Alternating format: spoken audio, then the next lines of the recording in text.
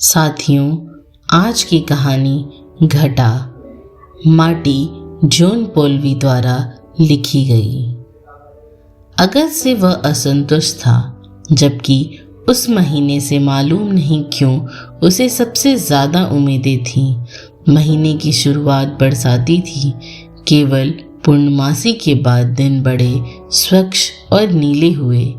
एक समतल rail yard ने रेलवे लाइन चट्टानों को काटती हुई जाती थी। उत्तरी छोर के क्षितिज पर एक बड़ी घटा बढ़ी आ रही थी। अजीब प्रभाव था। बादल का तना एक अनगढ़ पकड़ में जकड़ा लगता था, मानो वह बहुत नीचे चला गया हो और चट्टानों के कटाव में फंस गया हो। उसने उसे घूरा। ऐसा लगा मानो वह बादल की छुरीदार बाजू पर कोई काला दाग देख रहा हो।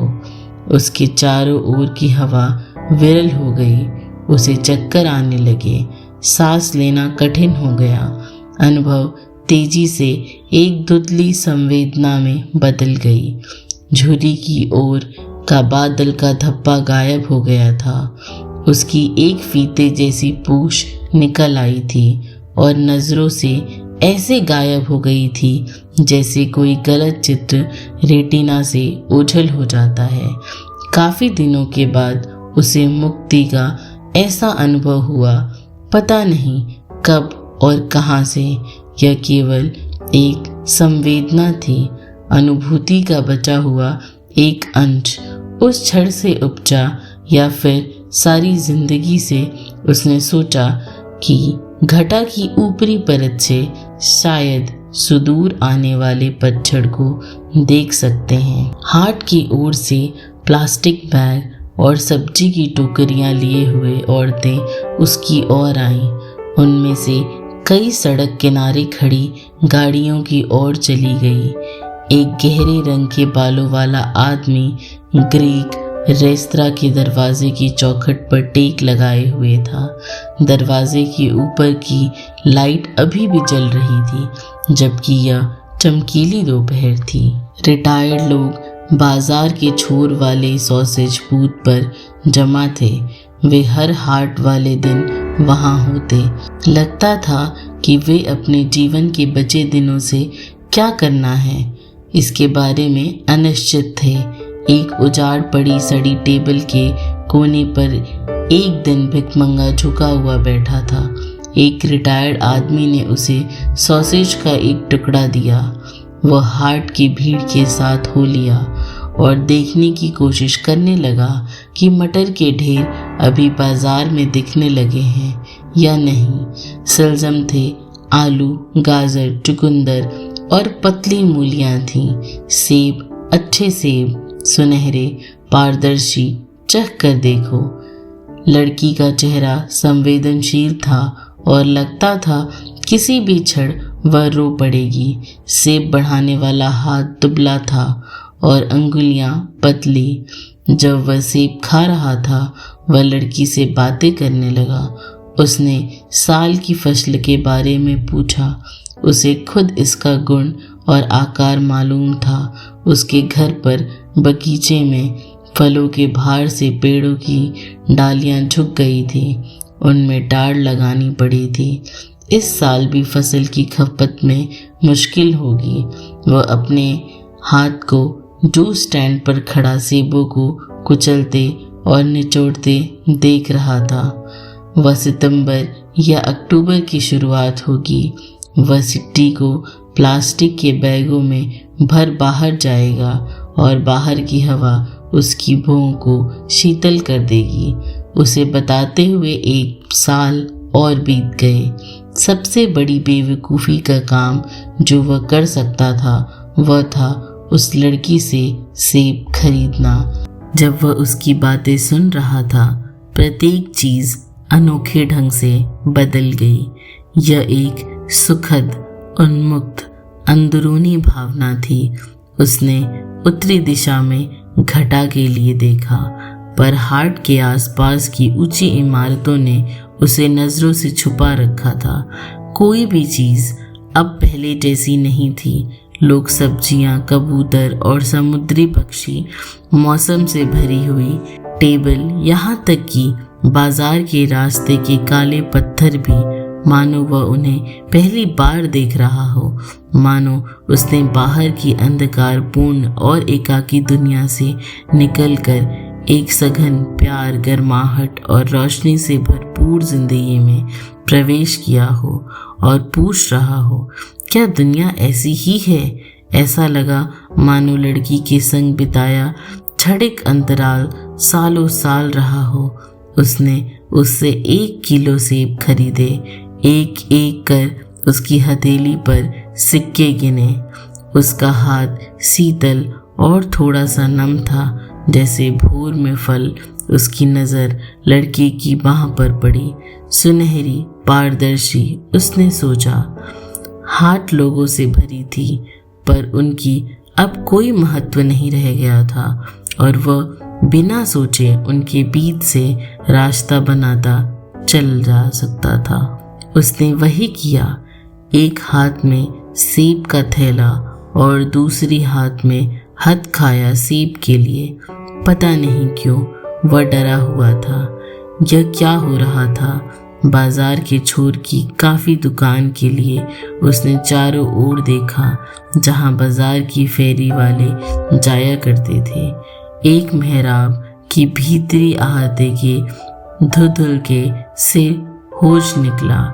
इससे निकला पानी फुटपाथ के डॉमर के टकराया और एक छलछो धार से बहता हुआ मेन हॉल द्वारा निगल लिया गया। लाबाद पहने एक आदमी ने उसका नोजल पकड़ा हुआ था।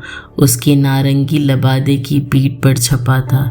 इमारत का रखवाला उसके रबर बूट के ऊपरी भाग ने बन से चमक रहे थे।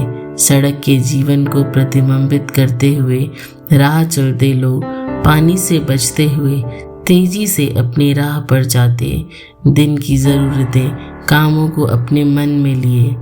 उसे रुकता देख आदमी ने दोबारा देखा, इस बार ज़्यादा प्रेम से, शायद कि कोई उसके नीरस का काम में रस ले रहा था।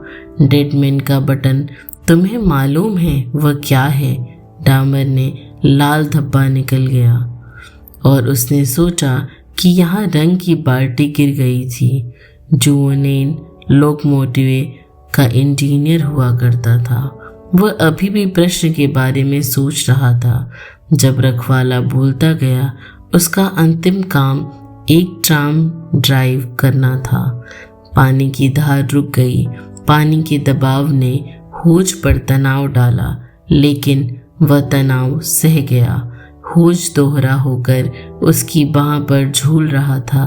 अपने लबादे निचली पॉकेट से रखवाले ने सिगरेट का पैक निकाला। कैब में केवल ड्राइवर रहता है। डेडमैन का बटन एक स्विच ड्राइवर के पैर के पास होता है। जब ड्राइव कर रहे होते हैं उसके ऊपर में पैर रखना होता है। अगर ड्राइवर को कुछ होता है, जैसे बीमारी का दौरा, उसके पैर का दबाव रुक जाता है और इमरजेंसी ब्रेक अपने आप लग जाता है। इसी तरह इसे बनाया गया है।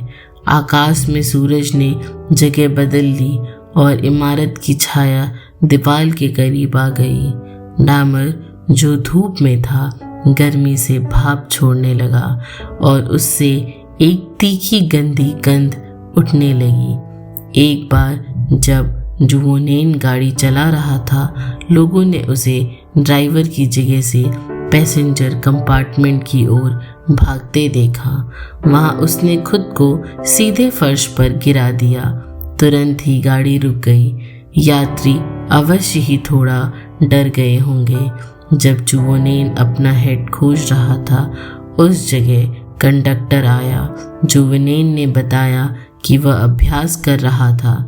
जब वे एक ओवरपास के सामने पहुंचे, उसने सोचा वह क्या करेगा यदि बगल से लट्टों से भरा एक ट्रक आए और ठीक उसके सामने रुक जाए, और इस उपाय ने काम किया। उस समय उस तरह की ट्रिक उसका अनुभव इतना स्पष्ट था कि उसने बिना अस्तित्व वाले ट्रक को देखा, लेकिन ट्रक केवल उसके दिमाग में चल रहा था। लोग कहते हैं कि पहले भी उसने वे चीज देखी थी जो औरों को नहीं दिखती थी। बाजार के छोर पर एक आदमी एक ट्रक में कन के बारे में चढ़ा रहा था। रखवाले की नजरें उसी काम पर टिकी लग रही थी। वह गाड़ी वापस स्टेशन तक के लिए आया, हालांकि कंडक्टर उसके बगल में ही था और उसने उसके बाद कोई ट्रक नहीं देखा। यह जॉब पर उसकी अंतिम शिफ्ट थी। उसकी ड्राइविंग पर तत्काल रोक लगा दी गई। रखवाले ने स्प्रे नोजल की पिस्तौल का घोड़ा दबा दिया और फव्वारे को फोर्स को ठीक करने के लिए लग गया। पानी ने फिर से डामर पर चोट की और फिर से लाल हो गया और पानी मैनहोल के ढक्कन की जाली में अदृश्य हो गया। यह जुवेनेन का खून है, उसने कंधे के ऊपर से कहा। छठी मंजिल की बालकनी से 1.5 घंटे पहले वह गिरा। पता नहीं उसने वहां क्या देखा। वह काफी के लिए नहीं गया। बाजार की गलियों में टेबल के बीच से चलते हुए अब उसकी भावनाएं वहां नहीं थीं। सेब, अच्छे सेब, सुनहरे, पारदर्शी, चख कर देखो। बिना किसी पहचान की झलक के लड़की ने उसे अपने सेब के ढेर के पीछे से देखा। उसे पक्का करने में कुछ समय लगा। अब वह उसे नहीं जानती थी। खोखे के पास सड़ी मेज के कोने पर वह भिखमंगा अभी भी बैठा था, जिंदगी से उतना ही बेजार जितना वह स्थान था जहां वह बैठा था। रिटायर्ड लोगों का समूह छोटा हो गया था। उसने उसके बगल में सेब का थैला रख दिया। भिखमंगे ने काले पत्थर पर फुदकते व्यस्त कबूतरों से नजरें उठाईं और उन आंखों में कोई संदेश नहीं था। बाद में चट्टानों को काटती दूर विलीन होती रेलवे लाइन को देखते हुए उसने पाया कि बादलों का बड़ा खंभा उत्तरी आकाश से गायब हो गया है। धन्यवाद।